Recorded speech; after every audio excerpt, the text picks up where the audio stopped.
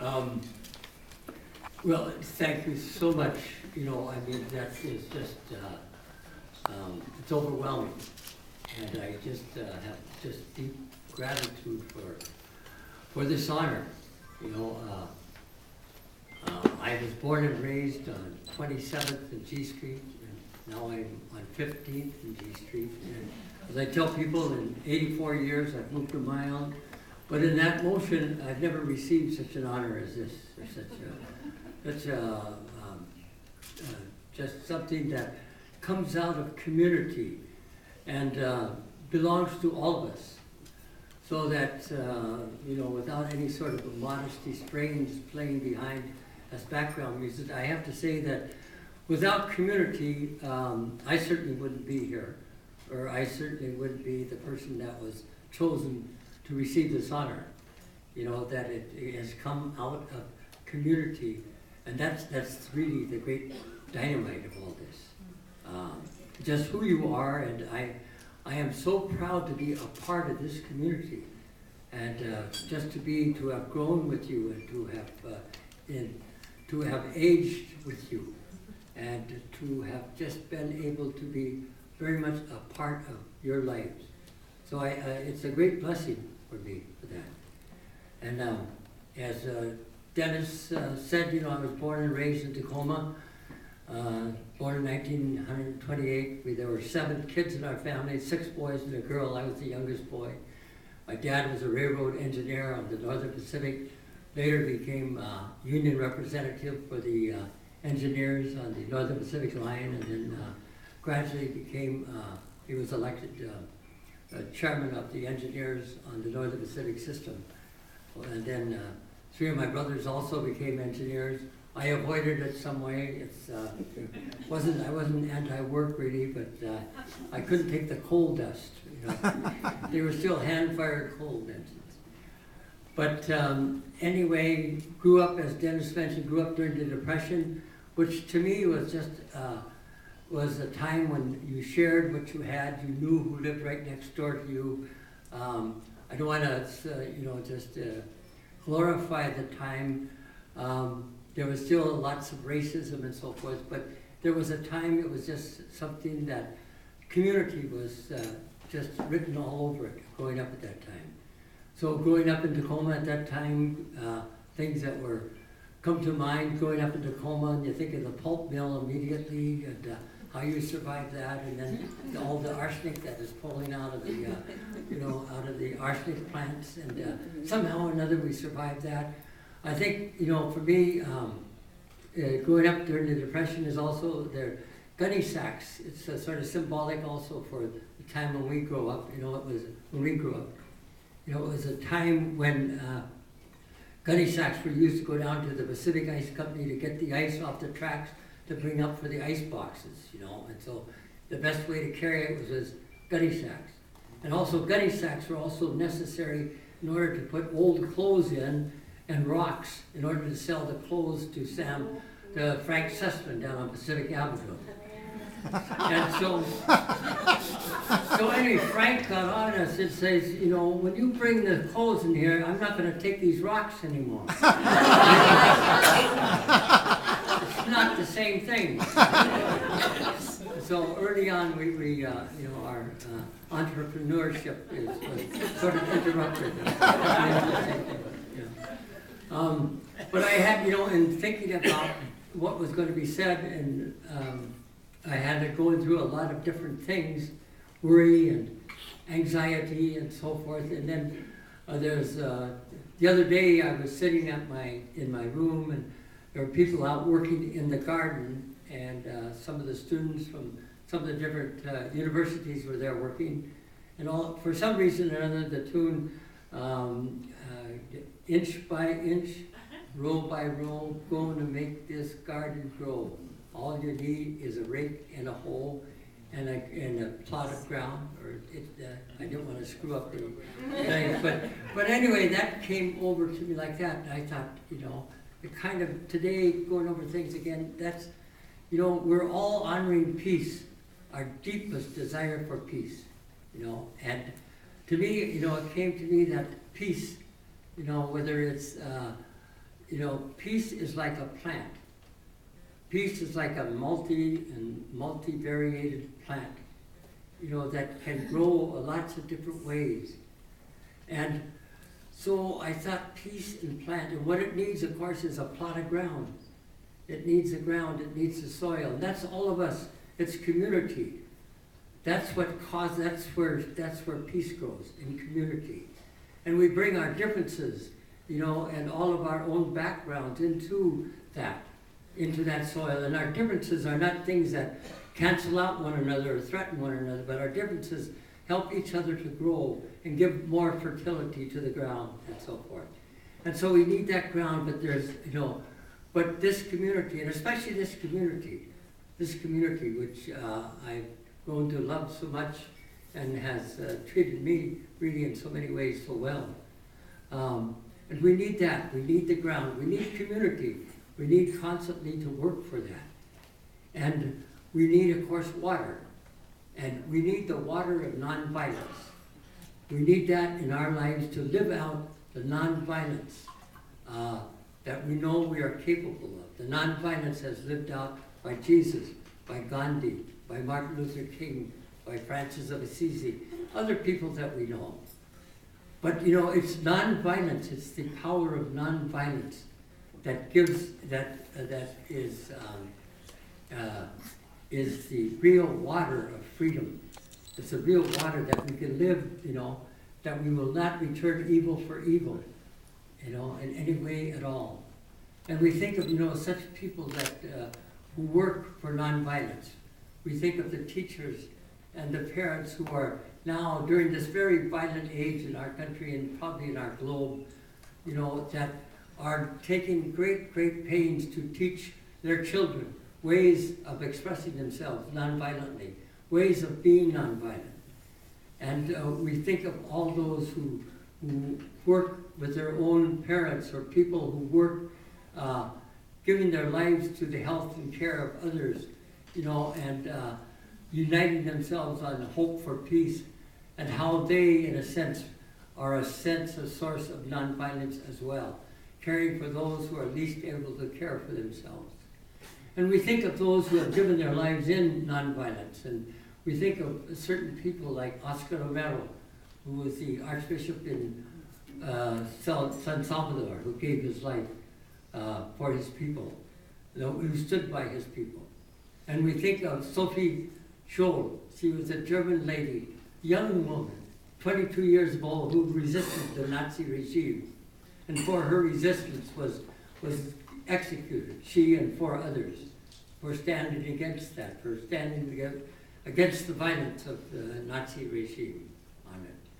But we have lots and lots of people who have gone before us who have lived that way. And so that whole dynamic of nonviolence, where we put aside being the one on top, we put aside the very great, great desire and wish to be number one or to dominate, and say we're all in this together. And so we need those kinds of things. And that this garden of peace, that has a plant peace, that needs a lot of care. It needs us to weed out things. It needs us to weed out racism and sexism. And in my own church, talking about nonviolence, my own Catholic church, I would pray that there would be turning towards the nonviolence of Jesus. More of that. I think that they certainly have failed to bring out that full message, in this church, in the church that I belong to, the nonviolence of Jesus. Of what we're at least in that tradition we're called to. And rather than inquisitions of religious people and nuns, and rather than any accusation about gay people who want to marry and so forth, and taking on the Girl Scouts, I think more should they be turned towards works of peace, what brings peace to our world. So peace is something that takes a lot of work. It takes the work of all of us working at it to root out those things that threaten peace. Those things that, whether racism or sexism, or militarism or whatever it is. But also, let's take a little drink of water here.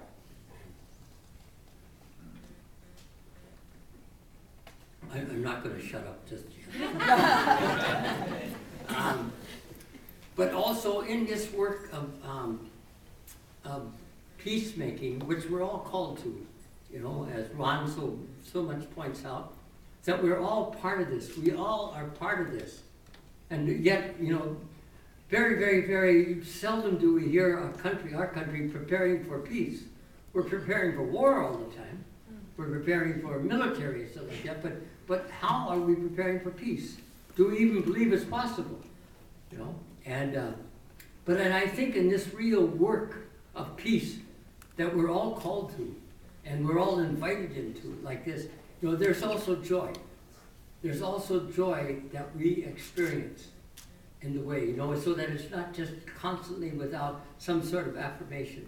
And to me, joy is that gratuitous gift of freedom, that gratuitous gift of coming, I think, from God, that gratuitous gift of affirmation, in which there is tremendous, tremendous gratitude for the life that you have, or I have, or we have. But there is that is possible in our lives that we're called to when we're doing peace work.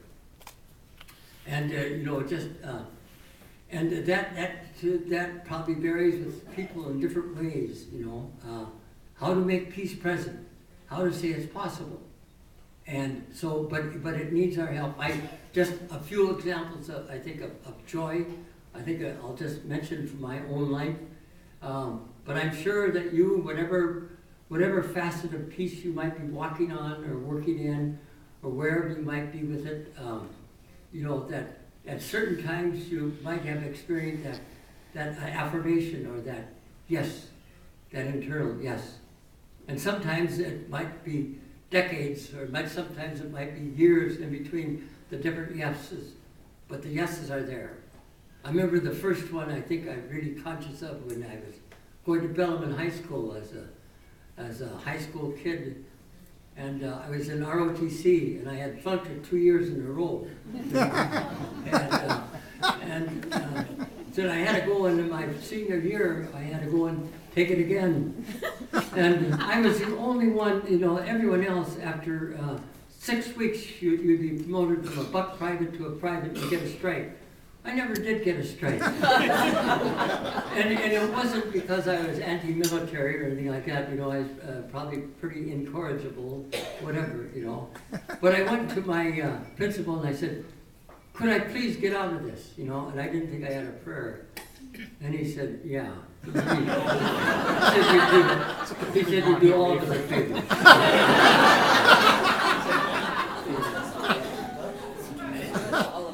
And then I wanted another time of peace, experiencing peace as one of the times when we were, before the Bangor base became the Trident submarine base, of which John spoke, or probably Tom spoke.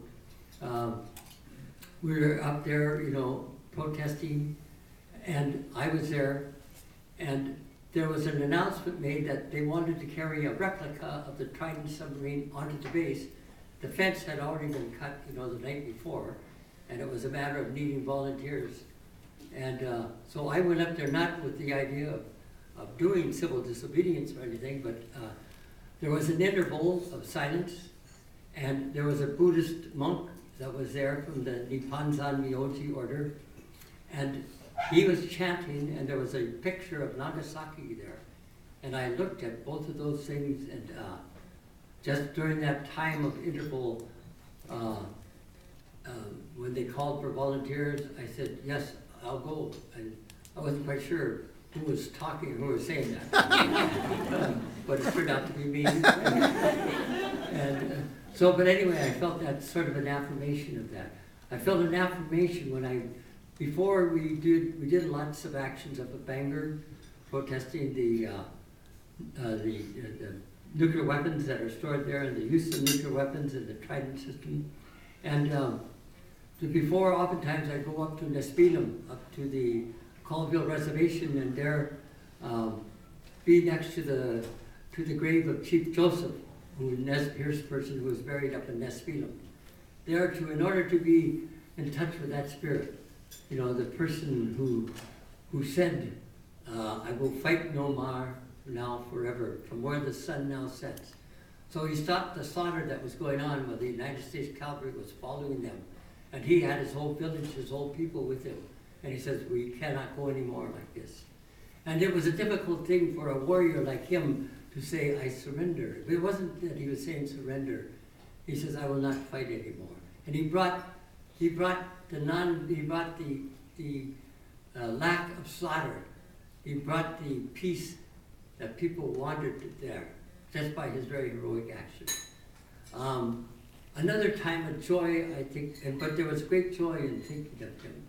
And another time was thinking of Clarence Jordan, the Baptist minister who started the community down in Koinonia, Georgia, and of blacks and whites living together, farmers living together, working together. And of course they were under attack by the people, especially in the town of Americus, and how Clarence Jordan was able to, in some way or another, diffuse that through his practice of nonviolence. Through his practice of belief in nonviolence, he was able to meet them, talk with them, and not give up the pursuit of, please do not come firing your guns into our village anymore, and so forth, and it ceased. But it was largely through his. And as one commentary about Clarence Jordan says, he witnessed to the resurrection. And I remember this one day when I was out at Memorial Park, the War Memorial Park out in Tacoma, out near the Narrows Bridge, and wandering around there. And I go there often.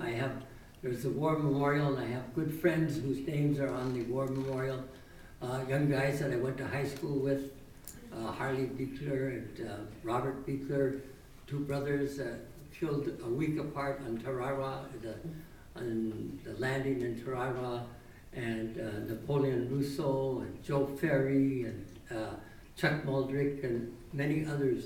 But I go there oftentimes just kind of to tear. I very much honor them, these people.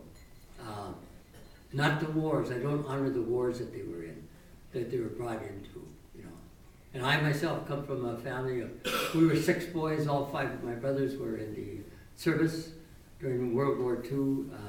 I just missed the draft by a week and a half. I turned 18 on May 26, 1946, and the draft ended May 15, 1946. Nice going.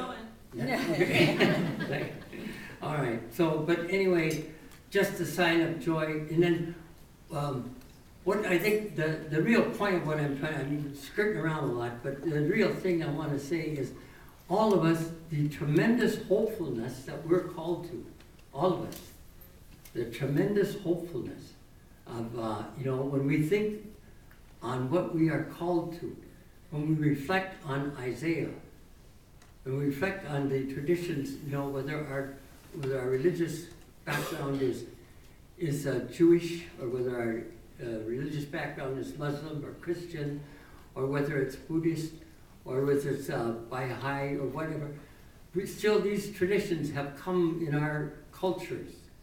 And these traditions, the tradition of somebody like Isaiah, who says when he thought of peace, he thought about the lion and the lamb who would lie down together, and the wolf and the cub who would eat straw together, and the child who would put his hand over the adder's nest and not be harmed.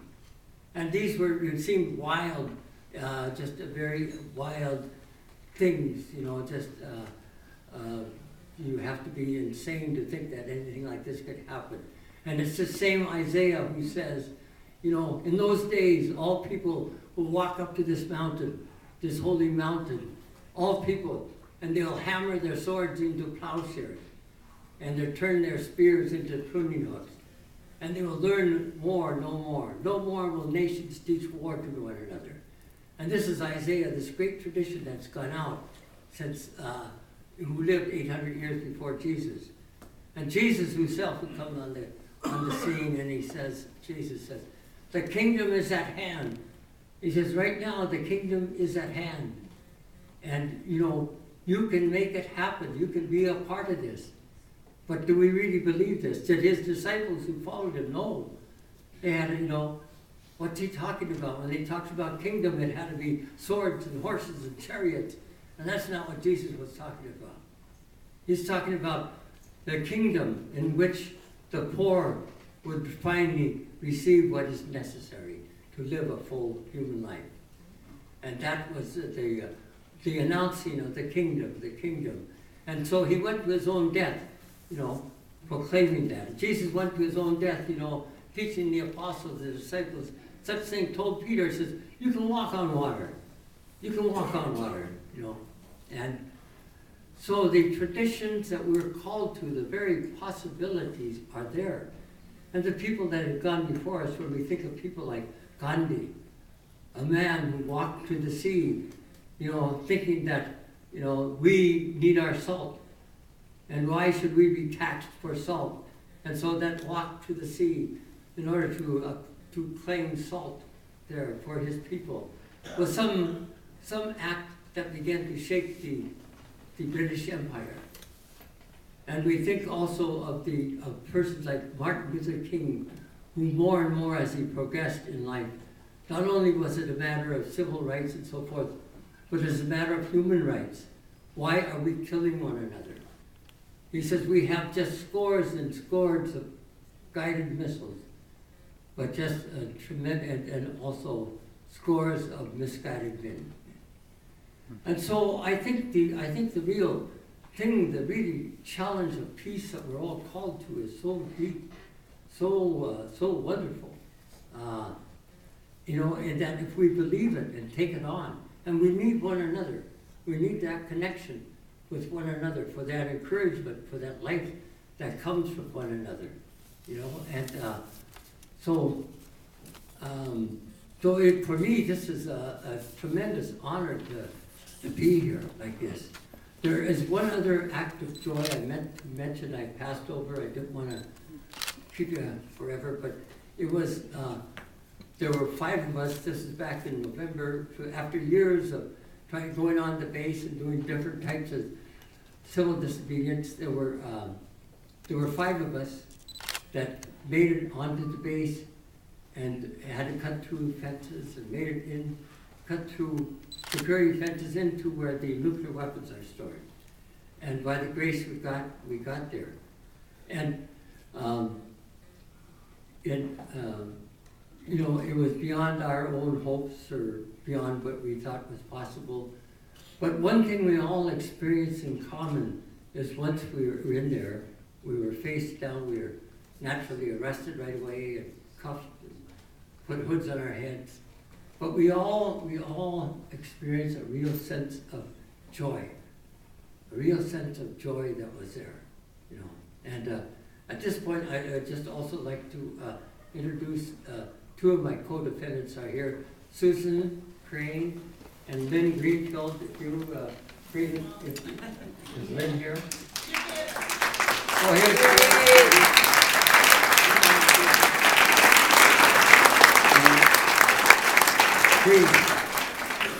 And then also there's another nun, Sister Ann Montgomery, who has cancer.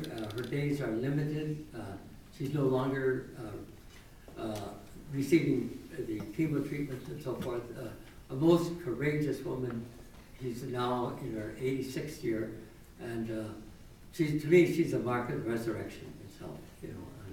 And then our brother Steve Kelly, another Jesuit priest who's still in prison out of SeaTac, and will join us sometime later this month. Once I mentioned that, I mentioned that just the possibility of joy, but more than anything else, what we're called to, you know, the tremendous possibilities that are there, and it takes us to do that, you know. And so I ask ourselves, you know, how can we let all of our resources, and very much respecting what Tom has said, very much appreciating that, you know, and looking at saying, where are our resources going? Isn't it impossible that we're going to spend $180 billion to replace the Trident submarine system. And here we have one of the largest stockpiles of nuclear weapons here at the Bangor base and so forth. But we are spending enormous amounts for armament, weapons of destruction, weapons that are meant to rip and tear and pull bodies apart. They're not your friends. They're not our friends. And so, in order, and this is just one issue, and it's not, doesn't have to be anybody's particular issue, but just to say, you know, we have to be the ones, the harbingers of peace. And we have to resist those things that bring death and destruction to people. And when our own population are suffering from want of education, want of housing, want of health care, want of employment, you know, why are we using all of our money for death, you know? And this might sound naive but how else but following the gospel or following the dictates of Isaiah are we to live if we want peace and so forth? Then it takes our work, and it takes us saying no to those things that are death-dealing, and very, very much yes to what is life-giving around us. And there's so many life-giving things around us. And so I'm so thrilled to be able to go. Part of this is to go to Norway, and just so thrilled also to be able to be in touch with other people striving for peace. And I thank you very much, because I know when I go with you. Without you, I wouldn't be going. So I have to say thank you. I'm very humbled to be, there are you among us much more capable of going or being there. For some reason or other, I'm going, but I want to very much take all of you with me and learn what I can, and then to bring that back. At this time, too, I've asked my good friend David Alger if he would maybe, if you wouldn't mind joining, giving me a blessing, and he could lead us in that, and so that in some way I might be a messenger of the peace that a messenger of the peace you want.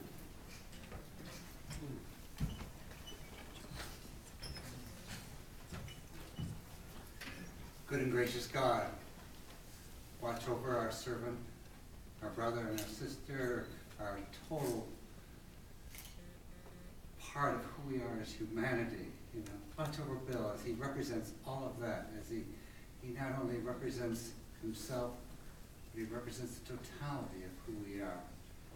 Bless him, look over him as he goes about his ministry of peace, as he represents us here in Oslo, as he goes to Oslo, as he represents us here in this community, continuing to give witness to the good news that life is given to us, that we might have fullness of life. In Christ's name, amen. Amen.